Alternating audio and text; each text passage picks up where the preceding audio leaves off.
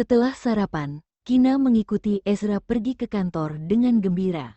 Di dalam gedung kantor Special Forces, pada saat para Nirwana melihat Ezra menggendong seorang bayi dan diikuti oleh seorang wanita yang imut di sampingnya, mereka semua merasa sangat kaget.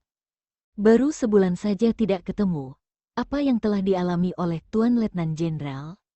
Tatapan mata dingin Ezra mengandung wibawa yang tidak dapat diabaikan. Ezra meratapi bawahan yang hadir di tempat, sambil mengerucutkan bibir, wajah tampan terlihat sangat dingin. Setelah itu dia berjalan menuju ke ruangan kantornya.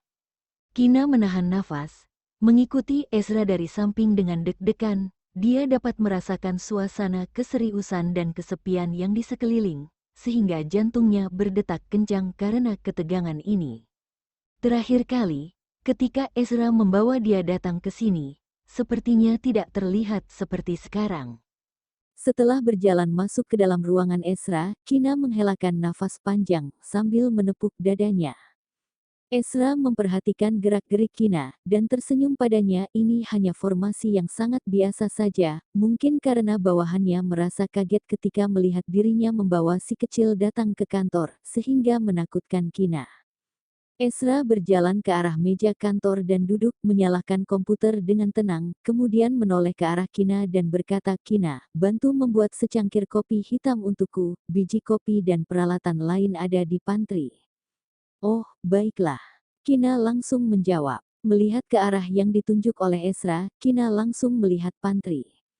Ezra menggendong si kecil dengan satu tangan, dan membiarkan si kecil berbaring di pangkuannya. Satu tangannya lagi memegang dokumen, membalik halaman, membaca, dan kemudian menandatangani dokumen. Setelah Kina membuat kopi untuk Ezra, Kina memberitahukan Ezra apabila membutuh bantuan bisa memberitahukan dirinya.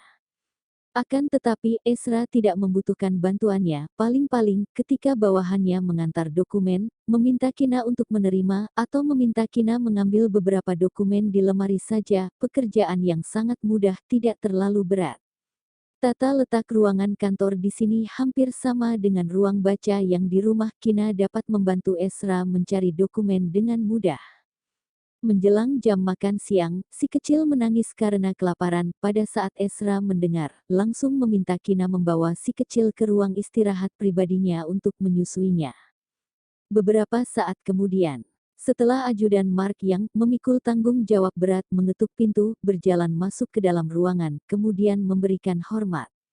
Ajudan Mark berjalan masuk ke dalam ruangan sambil tersenyum dan berkata, tidak menyangka setelah Letnan Jenderal menjadi seorang ayah, berubah menjadi seorang manusia yang berdarah daging, bahkan membawa anaknya sendiri datang ke kantor, membuktikan bahwa kamu sangat menyayangi anakmu. Jika Letnan Jenderal yang dulu adalah dewa yang tinggi dan mulia, kini sudah memiliki istri dan anak, berubah menjadi seorang manusia biasa yang berdarah daging tetapi tetap kuat dan tegar. Meskipun ajudan Mark tidak melihat adegan tadi pagi, akan tetapi setelah mendengar cerita dari beberapa rekan-rekan, dapat membayangkan betapa seramnya adegan pada saat itu. Teringat tadi pagi melewatkan momen yang begitu seru, ajudan Mark merasa kecewa dan sangat menyesal. Ngomong yang jelas, Ezra mengangkat alis dan mencibir, kemudian mengatakan kalimat itu dengan nada dingin. Ahem. Ajudan Mark berdeham, kemudian berkata sambil tersenyum, aku datang ke sini untuk memberikan selamat kepada Letnan Jenderal telah menjadi seorang ayah. Ajudan Mark telah memikul tanggung jawab berat untuk memuaskan rasa penasaran rekan-rekannya. Dia datang ke sini untuk mencari tahu tentang kabar si kecil. Apakah si kecil terlihat tampan? Namun sepertinya si kecil tidak ada di dalam ruangan kantor. Pendeta langsung melirik sekeliling ruangan kantor. Pada akhirnya pandangannya tertuju pada pintu ruang istirahat pribadi. Sepertinya Nona Letnan Jenderal dan Tuan Muda Mulia berada di dalam ruang istirahat pribadi. Dia datang di waktu yang salah. Bagaimana dengan angpau? Ezra beratnya dengan nada dingin. Apa? Ajudan Mark tertegun, seketika tidak mengerti apa maksudnya. Jarang-jarang pria ini memiliki kesabaran kepada orang lain selain Kina. Dia menjelaskan dan berkata, angpau untuk putraku, apakah kamu pertama kali datang ketemu putraku tidak menyiapkan angpau? Ajudan Mark tidak menyangka atasan yang tidak pernah kekurangan uang akan meminta angpau pada dirinya. Tertegun sejenak, Ajudan Mark berkata sambil tersenyum simpul. Sudah aku sediakan angpau. Karena tadi terburu-buru datang sini, angpau ketinggalan di ruangan. Nanti sore putraku akan ikut aku datang ke sini, jika kamu ingin menjumpai dia, datang lagi sore ini. Mendengar Ajudan Mark selesai berkata, Ezra memberi perintah pengusiran tanpa basa-basi. Setelah itu dia berkata lagi, jangan lupa siapkan angpau. Baik, Ajudan Mark ingin menangis. Atasan yang tidak pernah kekurangan uang bertebal muka meminta angpau untuk putranya, apakah dirinya sendiri berani tidak menyiapkan? Sedangkan isi angpau tidak boleh terlalu sedikit, bagaimanapun latar belakang atasannya adalah keluarga besar terkaya di negara R, benar-benar sangat kaya. Jika isi angpau terlalu kecil, dirinya sendiri juga merasa malu memberikannya. Si kecil ini mulia sekali, hanya berjumpa sekali saja membuat dirinya rugi besar. Ngomong-ngomong, tampaknya teringat sesuatu, Ezra berkata kepada Ajudan Mark. Tanyakan siapa lagi yang ingin ketemu putraku, siapkan angpau, nanti sore aku akan meluangkan waktu, memenuhi rasa penasaran kalian untuk bertemu putraku. Setelah mendengar kata-kata Ezra, Ajudan Mark tersandung dan hampir jatuh di lantai. Letnan Jenderal sungguh mengerikan sekali, dapat mengetahui apa yang mereka pikirkan tanpa keluar dari ruangan kantor. Setelah menyusui si kecil, Kina berjalan keluar dari ruang istirahat pribadi.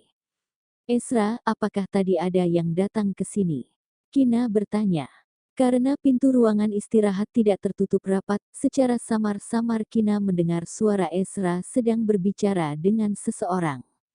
Oh, Ajudan Mark, dia mendapatkan kabar bahwa hari ini aku membawa si kecil datang ke kantor, katanya dia telah siapkan angpau untuk si kecil, tetapi melihat si kecil tidak ada di sini, dan masih ada pekerjaan lain, sehingga dia pergi dulu.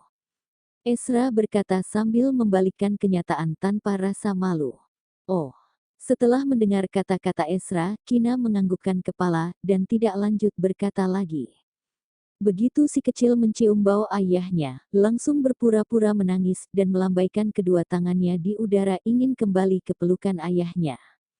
Begitu melihatnya, Kina menundukkan kepala dan mencium pipi tembem si kecil dengan tidak berdaya, kemudian menyerahkan si kecil kepada Ezra. Kina menyadari bahwa si kecil ini sangat pintar, sebelumnya jika dia ingin kembali ke dalam pelukan ayahnya, dia akan menangis. Sekarang dia belajar untuk berpura-pura menangis, jika tidak ada yang menggendongnya, selanjutnya dia akan menangis beneran. Ezra menggendong si kecil sambil bekerja sekitar 30 menit, tiba waktunya pulang kerja. Karena Ezra menggendong si kecil, sehingga dia meminta Kina untuk merapikan meja kerja, kemudian pergi meninggalkan kantor bersama mereka, dan kembali ke rumah untuk makan siang. Pada saat tiba di rumah, Bibi Nam telah menyiapkan makan siang, khusus menyiapkan 2 hidangan pelengkap dan sup herbal bergizi untuk Kina. Sedangkan si kecil tertidur saat dalam perjalanan, Ezra meminta Kina untuk makan dulu, dirinya membawa si kecil ke kamar, setelah itu turun ke bawah untuk makan siang. Setelah makan siang, Ezra membawa dokumen yang belum selesai dikerjakan ke rumah, memanfaatkan waktu ketika putranya sedang tidur, lanjut mengerjakan dokumen di ruang baca. Setelah makan siang, Kina merasa sedikit mengantuk. Kemudian berjalan-jalan sebentar di luar, Kina kembali ke kamar untuk beristirahat. Melihat si kecil tertidur nyenyak, mulut kecil, hidung kecil, bulu mata tebal, dan alis tipis terlihat seperti Ezra. Sudut mulut Kina melengkung ke atas, perasaan di dalam hatinya bercampur aduk. Kina, Ezra, dan juga si kecil Rezeki, kehidupan keluarga kecil yang seperti ini, membuat Kina merasakan kebahagiaan dan kepuasan yang belum pernah dia merasakan sebelumnya. Sore hari, sudah tiba waktunya untuk pergi ke kantor. Ezra keluar dari ruang baca, dan kembali ke kamar tidur.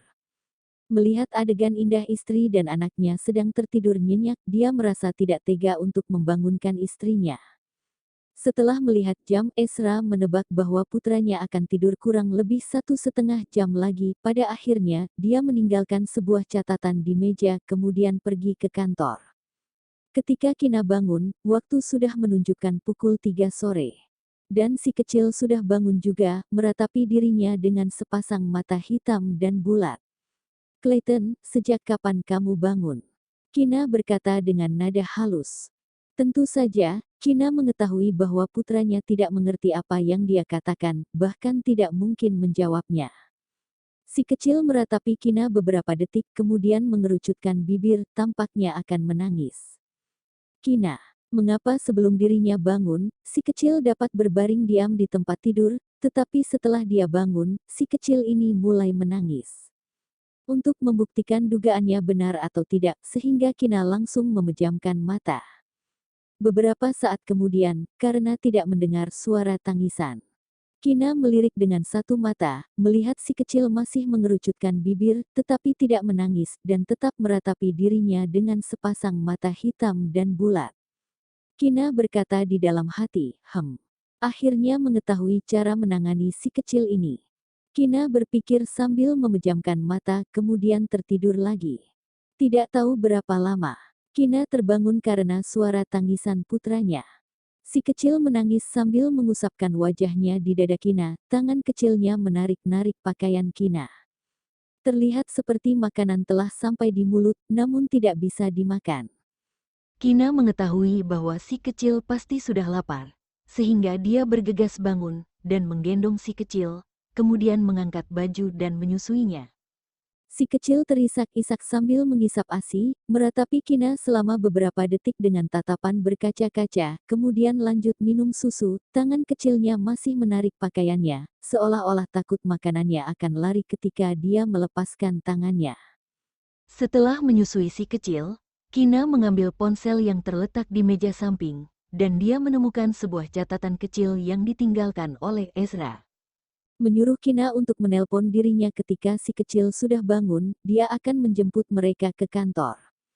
Kina melihat jam, sekitar 2 jam lagi Ezra akan pulang kerja, sedangkan sekarang si kecil belum menangis, seharusnya tidak perlu menyuruh dia pulang ke sini. Menggendong si kecil yang termasuk yang lucu apabila dia tidak mengerucutkan bibir dan menangis, turun dari kasur, kemudian berjalan menuju ke depan jendela dan duduk di atas sofa, membuka ponsel sambil bermain game untuk menghabiskan waktu. Tidak tahu apakah karena si kecil sangat peka terhadap musik atau mendengar suara musik Kina ketika bermain game, ekspresi wajah si kecil berangsur-angsur menjadi tenang dan terus meratapi Kina. Tanpa sadar, matahari sudah terbenam, 2 jam telah berlalu. Ketika Ezra sedang kerja, dia tidak mendapatkan panggilan dari Kina. Dia menduga bahwa mungkin Kina belum bangun, sehingga dia menahan diri tidak meneleponnya. Begitu sampai di rumah, Ezra langsung naik ke dalam kamar. Melihat Kina duduk di depan jendela sambil menggendong si kecil, Ezra berkata dengan nada halus, "Kina, aku sudah pulang." Kina mendengar suara dan menoleh ke belakang. Melihat Ezra berjalan menuju ke arahnya, Kina berkata dengan bangga, "Ezra, aku beritahumu, sore ini aku yang jaga si kecil. Dia sama sekali tidak menangis." Begitu Kina selesai berkata, si kecil langsung menangis histeris, suara tangisan terdengar lebih keras dibandingkan sebelumnya. Kina tersenyum kaku. "Meong," si kecil pemarah membuat Kina menamparkan wajah sendiri dalam waktu 1 menit. "Terima kasih." Ezra menggendong si kecil, kemudian mencium pipi Kina dan berkata dengan nada halus. Kali ini, pada saat si kecil di dalam pelukannya, tidak langsung berhenti menangis, tidak peduli bagaimana Ezra menenangkannya. "Apakah dia sudah lapar?" Kina bertanya. Akan tetapi, Kina baru saja menyusui si kecil 2 jam yang lalu. Seharusnya dia belum lapar. "Apabila begitu, kamu coba menyusui dia dulu." Ezra berkata dengan tidak berdaya, kemudian menyerahkan si kecil kepada Kina. Kina baru saja menggendong, si kecil menangis lebih keras lagi dibandingkan sebelumnya, hingga suaranya terdengar serak, membuat hati Kina terasa sangat sakit, sehingga dia bergegas mengembalikan si kecil kepada Ezra. Segera menenangkan si kecil, cepat, Kina berkata dengan kedua mata yang memerah. Mendengar si kecil menangis histeris, Kina merasa sangat cemas. Ezra menggendong si kecil, kemudian berkata dengan nada serius, "Jangan menangis, Kalau kamu menangis lagi, ibumu akan ikut menangis juga. Jika kamu membuat ibumu menangis lagi, aku akan mengingat terus, aku akan memukulmu ketika kamu sudah tumbuh besar. Hei, kenapa kamu menenangkan anak seperti ini? Kina melototinya dengan kedua mata yang memerah.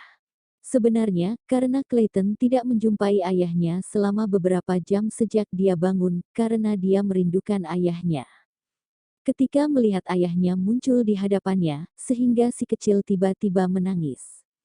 Karena Ezra mengira bahwa si kecil lapar, sehingga menyerahkan kepada Kina. Ketika si kecil mengira dia akan ditinggalkan ayahnya lagi, maka dia menangis lebih keras lagi karena panik. Setelah kembali ke dalam pelukan Ezra, si kecil langsung berhenti menangis. Coba kamu lihat, bukankah dia sudah berhenti menangis? Ezra berkata dengan bangga, merasa ancamannya sangat berguna. Tunggu aku sebentar. Begitu selesai berkata, Kina bergegas jalan ke kamar mandi, kemudian membasahi handuk dengan air panas, mengambil ke sini dan menyeka air mata yang di wajah si kecil. Ketika sedang menyeka wajahnya, si kecil meratapi Kina dengan tatapan penasaran, kemudian memindahkan tatapannya, meratapi wajah Ezra dengan berlinang air mata. Ezra, aku merasa mungkin si kecil adalah pusat perhatian, sehingga dia selalu mendekati kamu. Kina mencolek pipi si kecil sambil bergurau. Mendengar Kina secara tidak langsung memuji dirinya sendiri, suasana hati Ezra terasa lebih baik lagi. Bagaimana dengan kamu? Apakah kamu tidak terpesona dengan penampilanku? Ezra bertanya sambil tersenyum simpul. Kina tertegun, kemudian memindahkan pandangannya. Apakah aku adalah orang yang begitu lembut? Meskipun ia tidak boleh memberitahukan dirinya juga. Teringat pertama kali saat Kina ketemu dirinya, terpesona hingga tidak bergerak, Ezra ingin bertanya kepada Kina, bukankah seperti itu? Pada akhirnya, Ezra berkata sambil tersenyum, ayo turun ke bawah untuk makan malam.